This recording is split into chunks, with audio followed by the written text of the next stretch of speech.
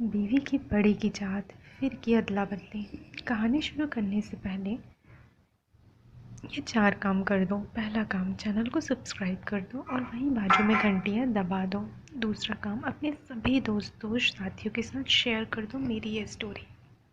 तीसरा काम, मुझे जल्दी से पेटीएम या फिर मेरे नंबर पे 187 का रिचार्ज कर दो, बीएसएनएल की सिम है। चौथा और आखिरी काम, स्टोरी पढ़ना हो तो फिर मेरी वेबसाइट पे जाओ और स्टोरी पढ़िए। हाय दोस्तों, मेरा नाम प्रभात राय है। उम्र 34 साल, सामान्य कद काठी, खुले विचार। बताते हैं इतना ही काफ़ी है। मेरी शादी करीब 6 साल पहले हुई थी। मेरी पत्नी का नाम कांची है। उसके साथ मेरी अच्छी पटती है। शादी के बाद के 6 साल में हमने एक बच्चा पैदा किया है जिसकी उम्र अभी करीब 2 साल है। मैं अपनी पत्नी के साथ महीने में करीब 15 बार करता हूँ। मेरा साथ भी देती है। हम अपनी लाइफ से अच्छे खुश हैं, या शायद थे। बात करीब 6 महीने पुरानी है।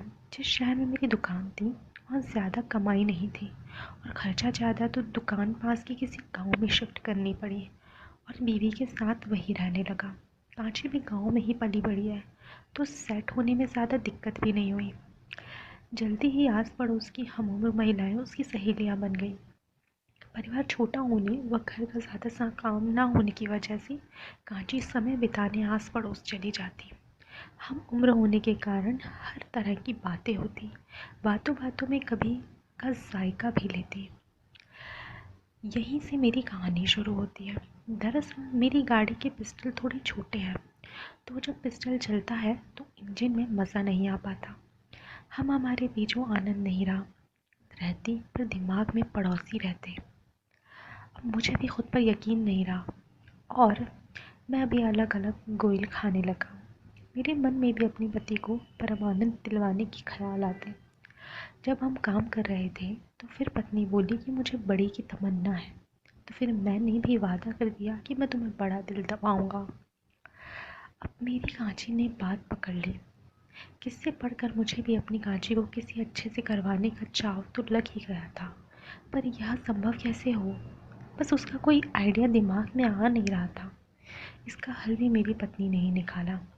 दरअसल मेरा एक खास फ्रेंड था, रॉकी। उसकी पत्नी मेरी पत्नी की भी सहेली थी। वो दोनों कई बार काम करते थे, तो रॉकी की बीवी ने उसे रॉकी के सामान के बारे में बताया था। मेरी पत्नी और मैंने रॉकी को ही अपना टारगेट बनाया। हम चारों ने किसी हिल स्टेशन घूमने का प्लान बनाया, पर रॉकी को अपना प्लान नहीं बताया। हमने उदयपुर आधी जगह होते हुए माउंट आबू रुकने का घूमने का प्लान बनाया। अब सब तय समय पर रॉकी की गाड़ी लेकर निकल पड़ी घूमने को। उदयपुर चित्तौड़गढ़ में घूमने में पूरा दिन निकल गया और इस बीच मेरी पत्नी ने रॉकी से बातें करनी शुरू कर दी। जब सामने से दावत मिल रही हो तो कोई कैसे पीछे रह सकता है। मेरी कांची और रॉकी की सेटिंग तो हो गई, पर प्रॉब्लम रॉकी की वाइफ बन रही थी। जब उदयपुर रात्रि विश्राम को रुके तो मेरी पत्नी ने बड़ी खुशी से मुझे अपना और रॉकी का मामला बताया।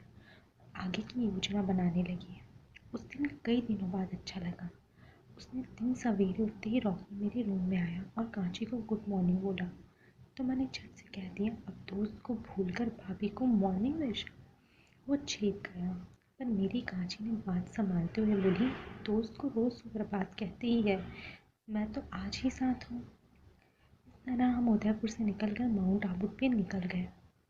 गाड़ी रॉकी ड्राइव कर रहा था, तो उसकी पत्नी उसके पास वाली सीट पर बैठी थी। कुछ दूर जाकर मैंने जानबूझकर रॉकी से कहा, तुम थक गए होगे तो ड्राइव मैं कर लेता हूँ। अब रॉकी पीछे की सीट पर आ गया और मैं ड्राइव करने लगा। रॉकी की पत्नी मेरे बगल में बैठी थी और मेरी पत्नी रॉकी के साथ। मैं उसकी हरकतें दर्पण से देख रहा था और मन ही मन खुश भी हो रहा था कि हमारा आइडिया काम कर रहा है। इस तरह करीब 11 बजे हम माउंट आबू पहुँचे। होटल पहले से ही बुक था। हम अपने रूम में गए। आज मेरी कांची बहुत खुश लग रही थी। फ्रेश होके जब बाहर निकले तो रॉकी बाहर ही इंतज़ार कर रहा था। वो झट से बोल उठा, आज तो बड़ी देर लगा दी फ्रेश हुए। मैंने कहा, ऐसी कोई बात नहीं, थकान की वजह से ज़रा आँख लग गई थी। अब हम माउंट आबू में होटल से बाहर निकलने और रेस्टोरेंट में खाना खाया। इस दौरान कांची और रॉकी आमने सामने बैठे और टेबल के नीचे से एक दूसरे के पैर टकराने लगे। रॉकी की वाइफ तो खाने में मग्न थी, पर मेरा पूरा ध्यान उनकी हरकतों पर था। मैंने कांची के सामने देखा तो वो मुस्कुरा रही थी। खाना खाकर हम वहीं आसपास मार्केट में घूमने निकले। घूमते घूमते रॉकी का पैर एकदम से मुड़ गया और वो मूंछ खा बैठा। बाद में कांची ने बताया कि वो जानबूझकर किया गया नाटक था। होटल पास ही में था, तो हम किसी तरह सहारा देकर रॉकी को रूम पर ले आए और उसी के रूम में बैठकर गप्पे लगाने लगे। रॉकी की पत्नी थोड़ा अपसेट लग रही थी। जब हमने पूछा तो रुआंसी होकर बोली, अब घूमने का कितना मन था, पर अब घूम ही नहीं पाऊंगी। रॉकी बोला, क्यों नहीं घूम पाओगी? कांची भाभी और भाई साहब के साथ घूम जाओ, तो फिर आपका ख्याल कौन रखेगा? रॉकी की वाइफ ने पूछा। तो मैं बोला, आप और कांची चले जाओ, रॉकी का ख्याल मैं रख लूँगा। पर बात यहाँ भी नहीं बनी, क्योंकि कांची अकेले औरतों के जाने से डर रही थी या बहाना बना रही थी। तो अब तय हुआ कि मैं रॉकी की वाइफ को घुमा के आऊँगा और कांची रॉकी का ख्याल रखेगी। यह हम तीनों की मन की मुराद पूरी होती दिख रही थी। मैं और रॉकी की वाइफ लकी लेक और अन्य जगह घूमने निकल गए। अब आगे की कहानी कांची की जुबानी। जैसे ही प्रभात और भाभी जी बाहर निकले, मैं भी उन्हें रिक्शा में बैठाने उनके पीछे पीछे गई। जैसे ही वो रवाना हुए, मेरे पति प्रभात ने मुझे आंख मारकर बेस्ट ऑफ लक बोला। सामने से मैंने भी उसे आंख मारकर रिप्लाई किया। मैं जल्दी से अपने रूम में आई और चेंज करके वापस रॉकी के रूम में पहुंच गई। रॉकी तो जैसे मेरी राह ही तक रहा था। फिर क्या, यहाँ तो काम शुरू था। मतलब वही की गाड़ी अब चालू होने वाली है और खूब पिस्टल चलेगा।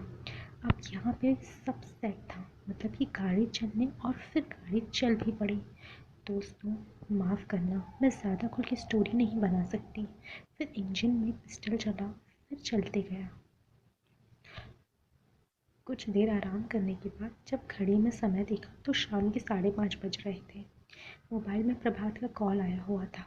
मैंने वापस कॉल किया तो प्रभात ने बताया कि बाहर ज़ोरदार बारिश चल रही है, अभी कोई ऑटो टैक्सी नहीं मिल रही है, तो आने में समय लगेगा।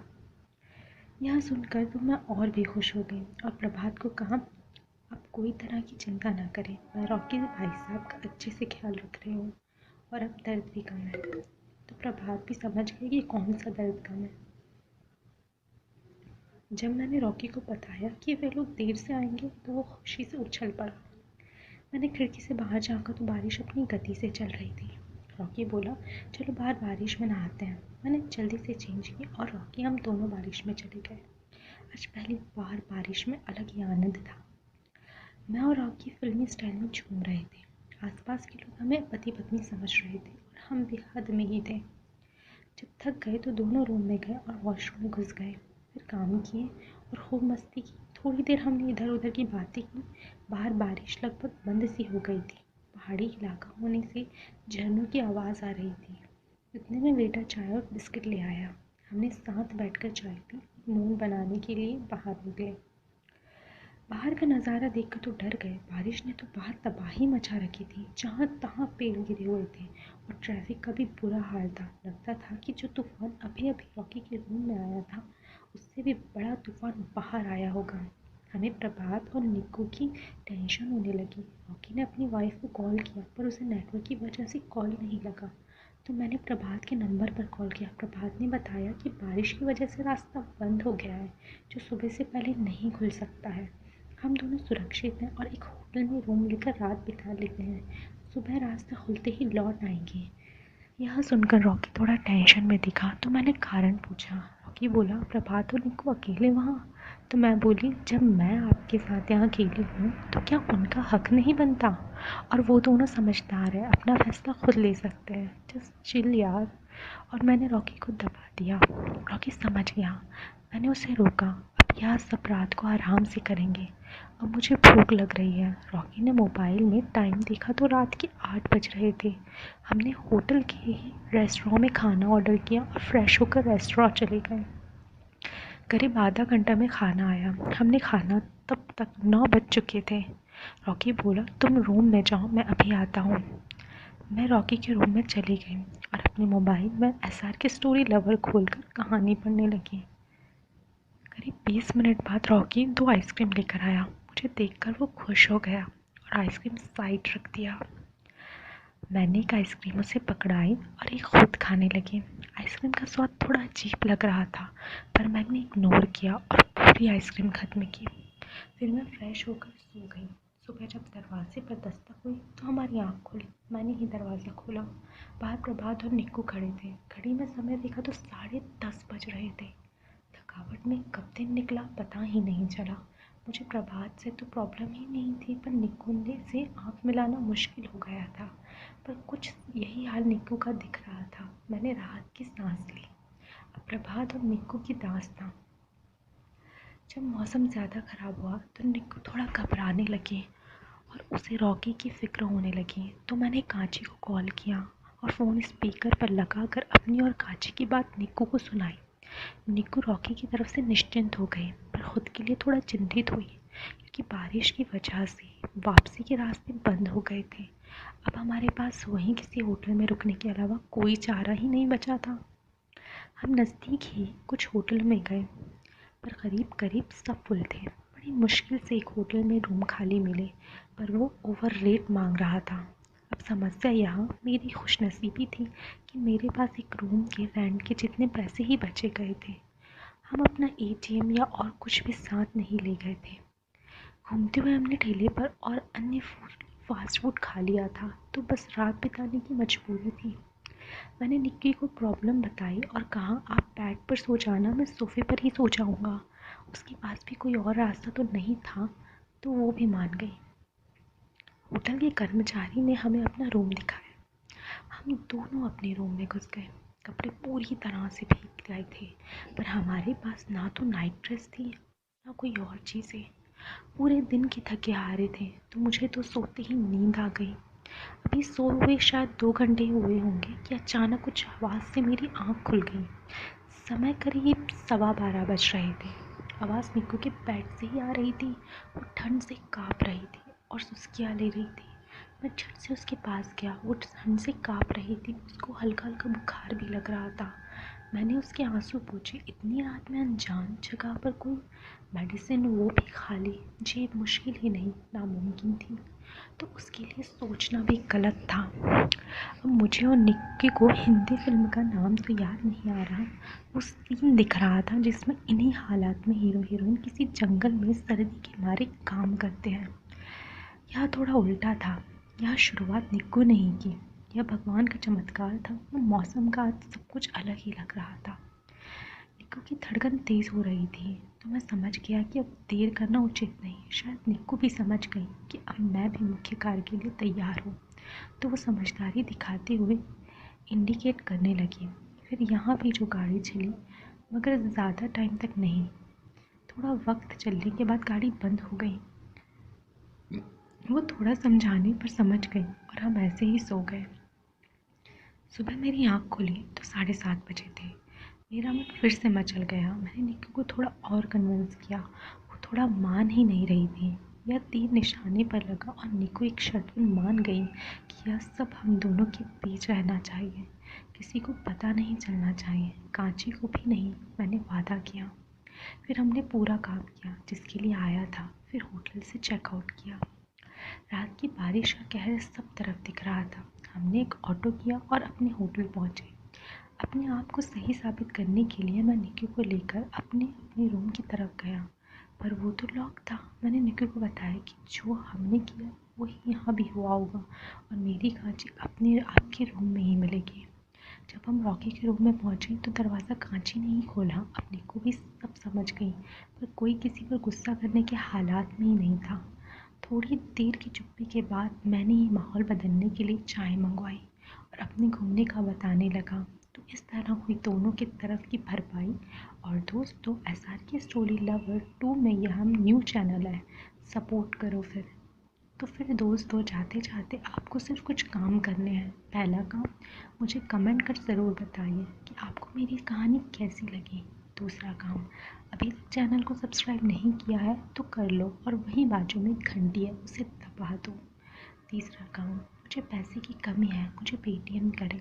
अगर वो नहीं कर सकते तो आप मेरे नंबर पे जाके 187 रिचार्ज करवा दो। BSNL की सिम है।